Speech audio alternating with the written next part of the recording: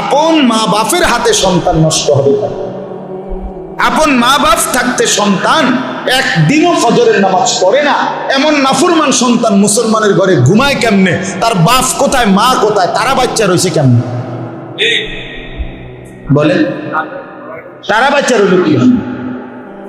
এভাবে বুঝি আমরা সবাই হাল ছেড়ে দিলে, এভাবে আমরা যদি ব্যর্থ হয়ে যাই বা, তো এই সমাজটা ধরে রাখবে কি? মুসলমানের ঈমান আমল ফেরাবে কে বাজার? বলেন। আমাদের ওয়াজ, এই একজনের ওয়াজ, দুইজনের ওয়াজ, শুক্রবারে জুমার নামাজের 30-40 মিনিটের বয়ান দিয়া এক সপ্তাহের গুনাহ, প্রতিদিনকার টেলিভিশন, প্রতিদিন নাফরমানি, সব কি এটা ফু, এটাকে তাবিজ? সম্ভব এটা? সবাই মিলে উদ্যোগ না নিলে সম্ভব না। তাই আপনাদের কাছে আমি অনুরোধ করছি, মাদ্রাসাগুলো নিয়েও আমরা খুব পেরেশানি করতেছি, কেমনে কি করা, বাচ্চাদেরকে দিন শেখানো, আলেম বানানো, সর্বদিকে ষড়যন্ত্র বাপ, সর্বদিকে। বাচ্চাকে যদি সব সময় খেলার উপকরণ, বাচ্চাটাকে যদি সারাক্ষণ এই আধুনিক প্রযুক্তির এই যন্ত্রপাতি, রাতের 1:30 বাজে মনে করেন আহলাদি বাপ, সে মোবাইল কিনা, আরে ঘড়ি কিনা আনছে, হুজুররা জানে এটা ঘড়ি, কিন্তু কিছুদিন আগে টের পাইছে এটা ঘড়ি না, এটা মূলত মোবাইল, এটার ভিতরে মোবাইল আছে। আমি তো শূন্য পাক, আমি আর জীবনেও শুনছি না, এই 3-4 দিন আগে আমার মাদ্রাসার এক ছাত্র বিদায় করে দিচ্ছে এই কারণে, সে রাতের 1:30-2টা বাজে গিয়া পরে উঠাইয়া ওই টাইমটা গভীর রাতে বইয়া বোঝানো কি দিয়া হাত দিয়ে।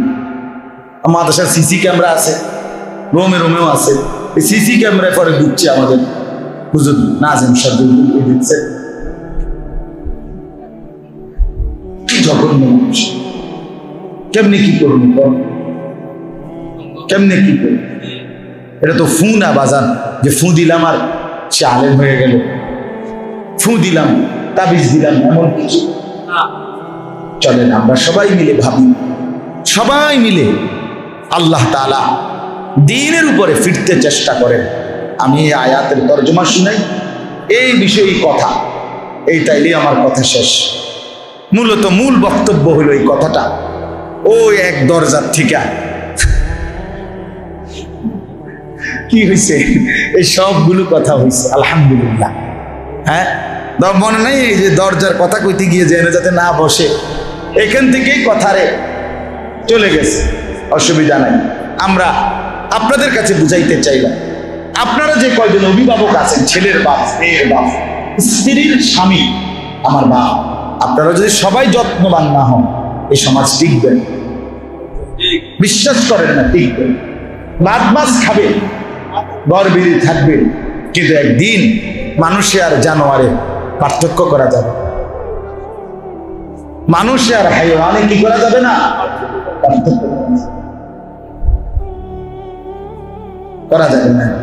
অচিরেই এমন হচ্ছে এবং হয়ে গেছে, মুশকিল হয়ে যাবে, সবার জন্য কষ্টকর হয়ে যাবে।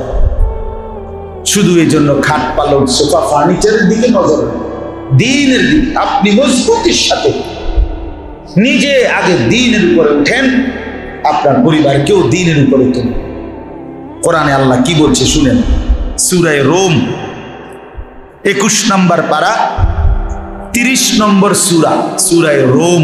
এই যে রোমের কথা এখন বললাম, ইটালির রাজধানী বললাম না কি, এটা ইটালির রাজধানী হিসাবে না, ওই সময় যে রোম সাম্রাজ্য ছিল, পৃথিবীর সবচেয়ে সুপার পাওয়ার শক্তিশালী 2টা সাম্রাজ্য ছিল, একটা রোম সাম্রাজ্য আর একটা হলো পারস্য। যেমন ইদানিং কালে সবচেয়ে বড় সাম্রাজ্য ছিল ব্রিটিশ সাম্রাজ্য, মানে গত 100-200 বছর 300 বছরের ভিতরে ছিল পৃথিবীতে সবচেয়ে বড় সাম্রাজ্য ছিল কি, ব্রিটিশ এম্পায়ার, ব্রিটিশ সাম্রাজ্য। মুসলমানদের সবচেয়ে বড় সাম্রাজ্য ছিল ইদানিং কালে উসমানী সাম্রাজ্য, যেটা তুরস্ক কেন্দ্রের মধ্যে, অর্থাৎ ইস্তাম্বুল, এই তুর্কি সাম্রাজ্য, যেটা অটোমান সাম্রাজ্য কয়, এই তুর্কি উসমানী খেলাফত।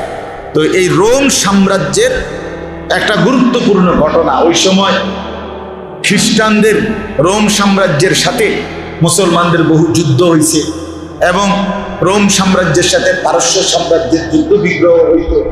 এই জাতীয় কিছু ঘটনা বিষয় এই সূরাটার মধ্যে আছে বিশেষভাবে, আর অন্যান্য আলোচনাও আছে।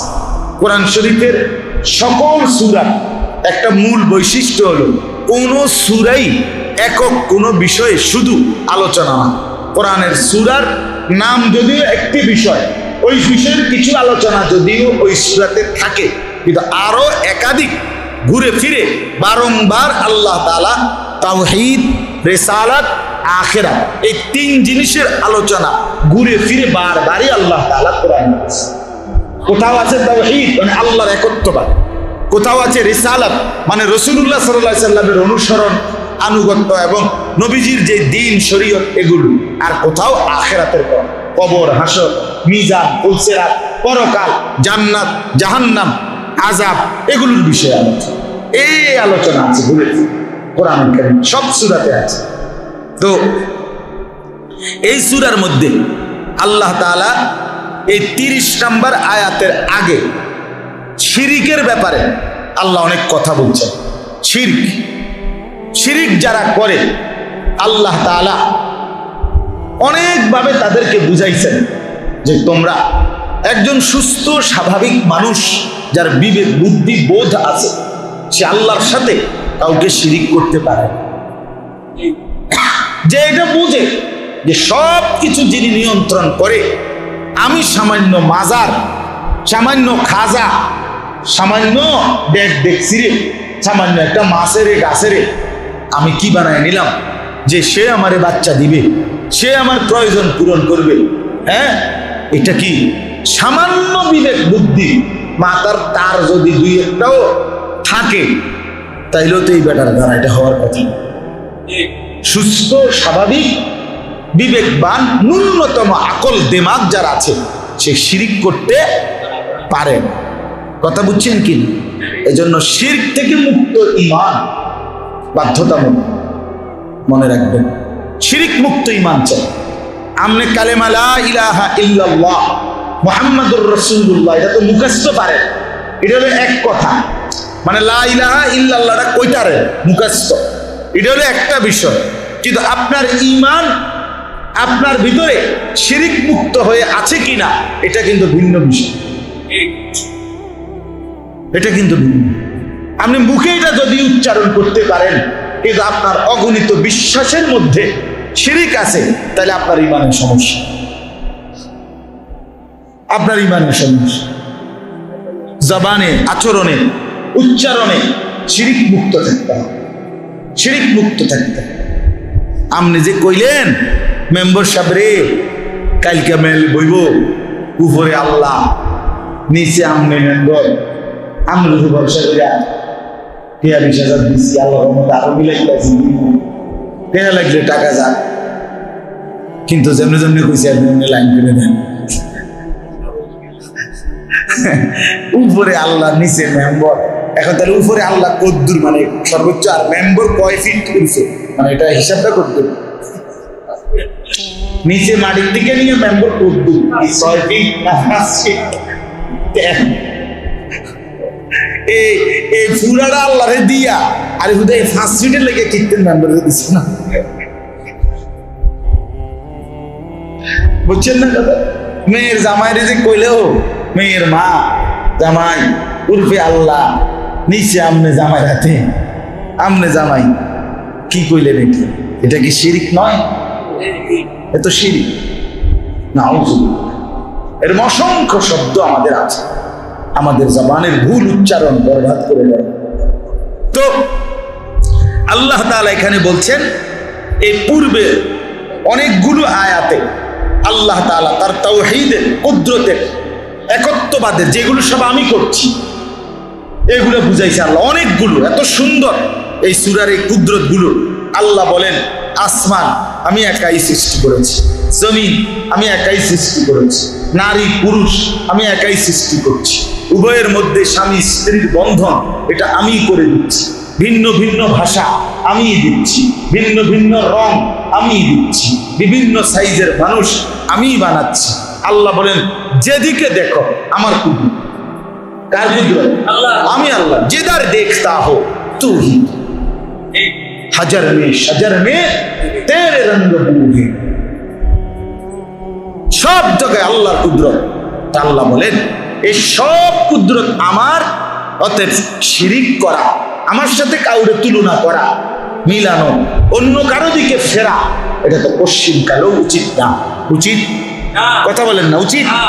কোনোভাবেই সুখে কিংবা দুঃখে, আলো কিংবা অন্ধকারে, আনন্দ কিংবা বেদনায়, হাসি কিংবা কান্নায়, সর্বাবস্থায় মুমিন ফিরবে কার দিকে? আল্লাহর দিকে।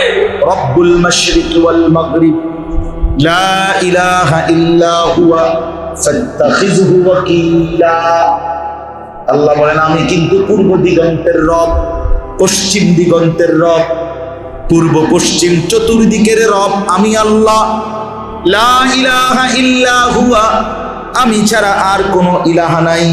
ফাত্তাখিযহু ওয়াকিলা, অতএব সকলেই আল্লাহকেই একমাত্র অভিভাবক বানাও। কাকে? আল্লাহকে। আল্লাহকে, আল্লাহকে বানাও, আল্লাহকেই বানাও। কাজে শিরিক মুক্ত থাকা সর্বাবস্থায় দিল আল্লাহর দিকে ফিরা। ওয়া তাবাক্কাল ইলাইহি তাবতিলা, আল্লাহ বলছে পুরো দিল ঝুঁকায় দাও আমি আল্লাহ। নবীজি বলছেন উম্মত তোমার স্যান্ডেলের ফিতাও যদি ছিঁড়ে যায়, স্যান্ডেলের ফিতা কাউরে বইল না, আমারে আগে আল্লাহকে আগে বলো। কাকে আগে বলো? আল্লাহকে। আল্লাহকে। স্যান্ডেলের ফিতা, স্যান্ডেলের ফিতা আপনার কাছে মনে হয় ছিঁড়ে গেলে তেমন কোনো কষ্ট নাই, কিন্তু ওই হজ উমরার মধ্যে মক্কা শরীফ হোটেলে যাইবার সময় অথবা আরাফাতের ময়দানে বা মিনার ময়দানে একবার সময় যদি স্যান্ডেলের ফিতা ছিঁড়ে যায় তো বুঝবেন স্যান্ডেল কারে কয়, ফিতা কারে। গরম কাহাকে বলে, উহা কত প্রকার, কি কি উদাহরণ সহ বুঝিয়ে দাও। জি জি জি। আমরা এই বছর এইবার হজ্জের সফরে আরাফাতের ময়দানে হজের দিন বিশ্বাস করেন কার্পেট বিছাই দিছে বারান্দায়, বাহিরে তাঁবুর বাহিরেও কার্পেট দিছে আমাদের তাঁবুর পাশে, এটার উপরে জুতা দিয়ে দাঁড়াইছি। এই মনে 2 মিনিট আরাফাতের দিন খোলা আকাশের নিচে দোয়া করা, এটা একটা সুন্নত আমল।